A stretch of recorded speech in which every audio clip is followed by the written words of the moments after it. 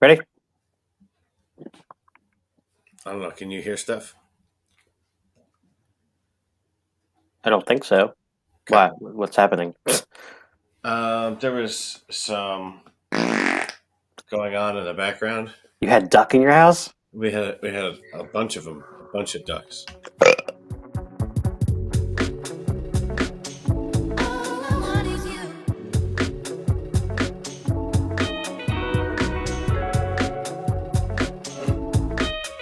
Hey there, wonderful humans, and welcome back to the future, where we talk about another holiday spotlight, this time on daylight savings time.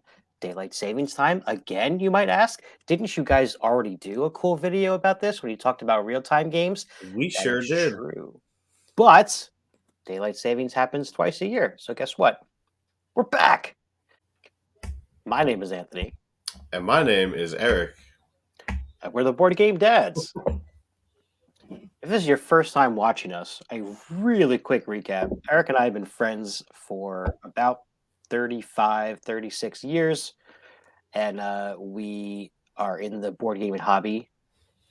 We have families now, things have changed, and we talk about board games that we like to play with our wives or family members or just friends and all that kind of stuff, depending on what the day is. We do a lot of holiday spotlights, we do some top 10 lists now, and we do some reviews. So, welcome aboard. We're happy to have you here. And this is Daylight Savings Part 2 Time Travel Games. Yes. So the first daylight savings, we gained an hour. So we did real time games to kind of fill that space. This time, we got an hour stolen from us. So we have to go get it. That's right, gotta go back and get it. Yep. I like that. This time we're springing forward, which, eh, out of the two, I definitely like that one less. What do you think? I like more daylight, but I don't like Yeah, having an hour just disappear of sleep. yeah, just snatched away from you. Yeah, it's not uh, fair. and again, we should say there are some places that do not observe such shenanigans with the clock change and whatnot. But unfortunately, we're not one of those areas. So on March 13th, at what 1 o'clock in the morning, I guess Or it one or two, something like that. Does it at really one or matter if two you it lose 1 hour? becomes two or Between three. 1 and 2. Yeah, yeah. So you lose some sleep, which I'm not a big fan of. But we are going to take this opportunity to talk about some games that involve time travel. And I think I'll kick us off here. Sure. Depends Yeah, on the order of the slides, I guess. yeah, there you go. Production. So, my first game is an honorable mention for me because I have only played it once, full disclosure. However, that was very recently, so it is pretty fresh in my mind. And this is a game that, upon first glance, doesn't look like it would have really anything to do with time travel at all. But then you see the title, and it's called That Time You Killed Me. So essentially, in this game, and this is a two-player only game, we should add, you, out of the two players in the game, one of you is the true inventor of time travel, and the other one is not. And essentially, the game ends when you eliminate your opponent. Now, you see this picture here, and I should say I forgot to put a photo credit on here, but this is from Danny Lowe, who works for Pandasaurus, and she had a couple of photos here on Board Game Geek. So thank you, Danny, for providing these. This is the setup of the first part of the game, where you have these three, grid type boards here that represent the past, the present, and the future. And you have a pawn in each of those realms or each of those time periods to start. And essentially going to be moving around this board. And if you do something in the past, it's going to affect the future as well. You can go back and clone yourself to add more pawns to the board to increase your chances of winning. And then there's going to be like a lot of modules in this game. So it's kind of like campaign style ish. I believe it's described as a an abstract narrative game. So there is a story to it, and as you see in this picture, there's some boxes, and basically, as you play through the game, you open the next module, and it adds a new element to the game that changes things pretty drastically. I only experienced the first one, although I did see the second one as well. But Chris over at Tabletop Express, he's the one who has this game. I played it with him, and I don't think he's even gotten through all of them yet. But he does have a video where one of his guests was the creator of this game, the designer. So go ahead and check that out. I'm going to put that in our video description as well to check out that time you killed me, which is past, present, and future. So it covers all three space-time continuum thingies. I have not had a chance to play that one, but I've heard really good things about it. I look Yeah, at it and I see, two-player only abstract, and I'm like, eh. But then I hear like storytelling and all the positive reviews. It looks interesting. yeah. It's definitely unique. It's definitely unique. It adds enough craziness that I mean it's definitely a step above like a plain abstract strategy game like checkers or chess, something like that. Like it does add this next level stuff. And the pieces, the components are pretty cool too. They're fun to play with. So that's by HM. That time you killed me. I enjoyed it the first time, and I would definitely play it again. Maybe I'll even pick it up someday. You never know. All right. What you got? I got two honorable mentions. One of Of them course. is this big white box up here, Time Stories, because it's Mm, kind of tough to talk about time traveling and not talk about time stories. Now, I haven't played this one in a while. We've only played the base game. We have an expansion. We haven't gotten to it to okay. the table. We just, I guess, when we first got it, we didn't know what to expect, and it's a game that you're going to have to play the same game over two or three times in order to get everything right. And we Right. didn't realize that's how you play this game. So, like, we played it once, we packed it up, and you just can't play this kind of game like that. Right. So other Right. people can talk about this game much better than I right now. My second honorable mention is a game called Escape from 100 Million BC. That's a long time ago. That is a long time ago. Now we did touch on this game in during Shark Week because there are Mhm. megalodons in this game. But basically, this is so it says it's a 1 to 6 player game, 60 to 90 minutes. This game is not 60 to 90 minutes, especially not at 6 player. It's taken my wife and I like upwards of 2 hours to play. Just a two-player version of this game Oh wow. because the rule book is not great. Mhm. But anyway, it's a cooperative game, and it's pretty much a pick up and deliver game. During on the board, and there's three types of land tiles, and these time portals are going to open, and then these different people from different eras, like maybe Abraham Lincoln and Amelia Earhart, will just pop up, and they'll be randomly like shooting dinosaurs or whatever, and you have to get them and bring them back to the time portal and get them back home and do that a whole bunch of times in order to win the game. But like I said, the rule book, there's a lot of intricate rules that are not clearly addressed in the rule book. And so you find yourself like, well, if this happens and then this happened, how do you deal with that? And it takes a lot of time to keep going back and forth through the rule book and Mhm. then not finding what you're looking for. Um, That's but annoying. it's cooperative. It's a different type of cooperative. It's not your same kind of like okay, and then the villain goes and oh now we have to stop this. But yeah, that is my honorable mention. Escape from 100 million BC. Oh, that is design. I got it written down. Hold on. Designed by Kevin Wilson. Just wanted to Of throw. the Beach Boys? No, Yeah. that would be Carl, Brian, and Dennis. Who's Kevin Wilson? Isn't someone a singer? Kevin Wilson. No, am I totally off? Let's see. I mean, I think he's. I don't know. Is that like no? I don't know. Hmm. But he's the board game designer of Escape from 100 million BC. And he's also somebody who okayed a poor rulebook. Well, in things In get English, dicey when you're traveling through time, so it's probably hard that is true. to write that stuff down. And you know what? And it very easily could have been translated, and so a lot of Uh, things will get lost in translation. So I don't actually blame the designer. We'll just edit that out.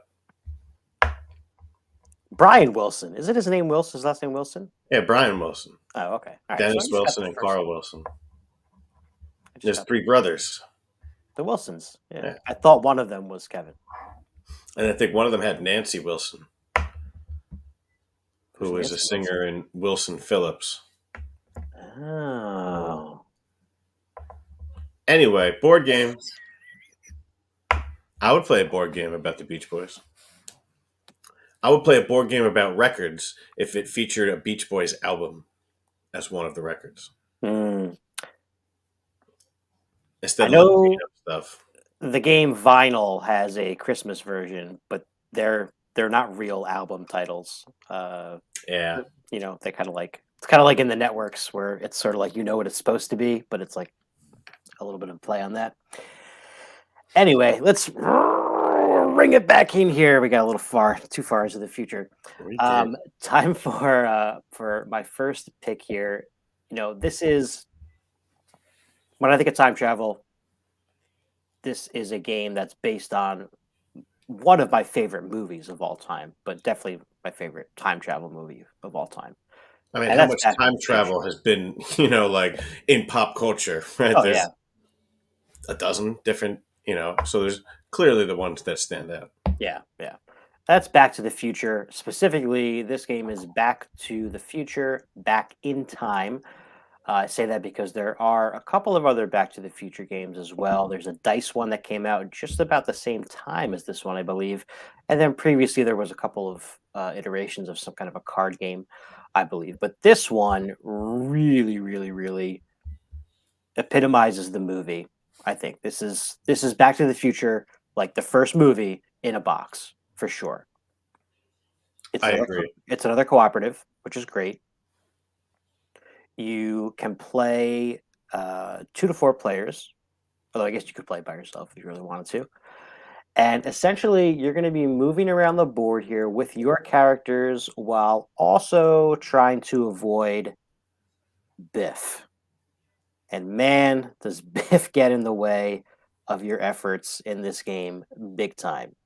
You're gonna be rolling some dice, and he's got his stupid Biff face on some of those dice. Oh, that's awful. This game really aggravates me with the amount of times that you're rolling. You look at the die, you see what your chances are of getting Biff, and you get two Biffs. And you're just like, are you kidding me? Like I couldn't get two sixes on a roll, like a Hero Clicks or whatever game that I'm rolling. But every time I'm getting at least one Biff, and it's so annoying. And this game is so difficult. I loved this game. The first few times that me and my wife played this, Mhm. we loved it. It turned out we were playing something wrong. And we still didn't beat it every time we played it, even playing it wrong. But we had like close game. But then we realized we were playing it wrong. Started playing it the right. I don't now. We don't have a chance, and we haven't played it since the last time we got our butts handed to us. And like I it's haven't won this game either. it's tough to play the game knowing you're gonna get get destroyed, and then you're like, well, we could play it wrong because we enjoyed playing it wrong, there's just something, I don't know, it bothers me a little bit. Hmm. I agree. Now, there's a lot going on here for sure. It's one of those games where you have to meet certain requirements, and then there's just extra stuff to do. Right? There's kind of like what I call them side quests, but there's other objectives that you can accomplish that you don't need to, but they're going to benefit you in different ways. But really, really thematic here. I Yeah, love the time tracker here. The picture of the three siblings, which is right from the movie, where it slowly starts to fade away. That's how you yep. like keep track of the time. You turn them over. There's a little DeLorean figure car, which is pretty cool. And then you can play as you got Doc and Marty, and it's Einstein and Jennifer, I believe, right? Those are the 4 characters you can play as. If you're playing two players, you got to play as Doc and Marty. I mean, that's kind of a no brainer. Einstein's not bad. He keeps Biff away. Mm, Yeah. that's true. But Jennifer, I forget what her power is, but it's really, she's not for the two-player game. Yeah, I forget too, but it's definitely not powerful enough to stand alone. No. It's more of a supplementary role. But the components in this look great. I mean, the car looks great. The minis, the little plastic minis, they look cool, but Yeah, that car looks awesome. yeah. I like And the artwork too. we have a Hot Wheels DeLorean, and we were totally ready to like replace this, Yeah, and there's no need. yeah, yeah, for sure. It looks really, really good. That's Back to the Future. If you're a fan or you know anybody that you're looking to buy a gift for that's a fan of this movie, this game is a no-brainer. Tough. Oh yes, the game is hard. The game is hard for sure. All right, you got an easier one for us, or also it's I A think little bit easier. A little bit easier. okay. This is so. Wait. So, is this our fourth cooperative game we're talking about? My two honorable mentions were both cooperative. Well, Back to no, the that Future. time you killed me is not cooperative, but Right. Okay. yes, yours two So were. this is a fourth cooperative for daylight savings. Yep. This is the Loop. Now, the Loop is a game that came out in 2020, came out in America in 2021, and made it to my top 10 of 2021 list. This game is awesome. It's by Maxime Romborg, who did Big Book of Madness, Mm, and Theo Riviera, who did Sea of Clouds. cool. And it was published by Catch Up Games. So this is a 1 to 4 player cooperative game with a cube tower, and it's got some deck building, and you have different scenarios and variable player powers and that kind of a game. And so you're temporal agents, and you're trying to stop Doctor Foe from creating duplicates of himself and sending them into the different eras. There's 7 different eras, and so on his turn, he basically goes to one era at a time, and he's going to go to each one during a round. So once he goes to one, he's not coming back there anytime soon. So you Okay. can protect kind of the rest of it. And he's going to be dropping off duplicates of himself, and he's going to be dropping cubes into this cube tower. And you have to, as a team, like he does his thing, he drops his cubes, he does whatever, and then you got to get over there and clean up all the cubes before like there's too many cubes, it overflows, and then bad stuff happens. And that's really the body of the game. What you're doing. That's the instead of it being pandemic and you're cleaning cubes that are happening from outbreak. This is what you're doing. They're coming out of this cube tower. You're running over there trying to get rid of them, trying to get Hmm. these little duplicates off, and it's really fun. We've only played it 2 player. We've lost a couple of times, but we've won a few times as well. And it's just a really good game. And there's also you can kind of see it on this picture. There's one objective over on the right hand side that you can see, but those are things that you're going to have to do those as well. You got to do maybe, I don't know, 3 or 4 of them to win the game, while you're also keeping all these cubes at bay and keeping Dr. Foe on his, from dropping all these dupes on one place and defeating everybody. So there's a decent amount going on, but it's a cooperative game, and you manage it, and it's fun. It's got nice, bright, shiny artwork and colorful pieces, and I can't stop saying enough good things about this game. I do love the artwork. The cover is awesome. Yeah. So yeah, so these are all like he'll make like a duplicate of himself and send it to some era to master that era, and so there's like robot duplicates and all these crazy things, and it's just it's cute, it's funny, and it's cooperative. It's like the Council of Kangs. It's like the Council of Kings. That is true. So that's the loop with the Doctor Foe. Hmm. Probably get an expansion at some point.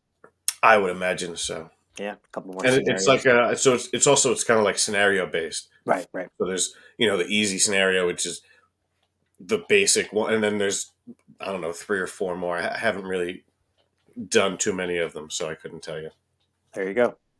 But yeah, so those are our time travel games. You know what? I'm just going to throw out a third honorable mention. There is a little escape room game. Deckscape has one. I think it was maybe their second or third one, maybe their first actually. And it's called, I think, Test Time, Mhm. and it's really good. I don't remember specifically why, but especially those first few that came out, immediately skyrocketed Deckscape to my favorite of the escape room. So like the first few that they put out Mm, are definitely good. The other ones, there was a couple that were okay, but test time, just another game about time travel. cool. There you go. All right, folks. Well, we are out of time. And it's time for us to get going here. Please leave in the comments any games that you think serve the time travel theme in a good way.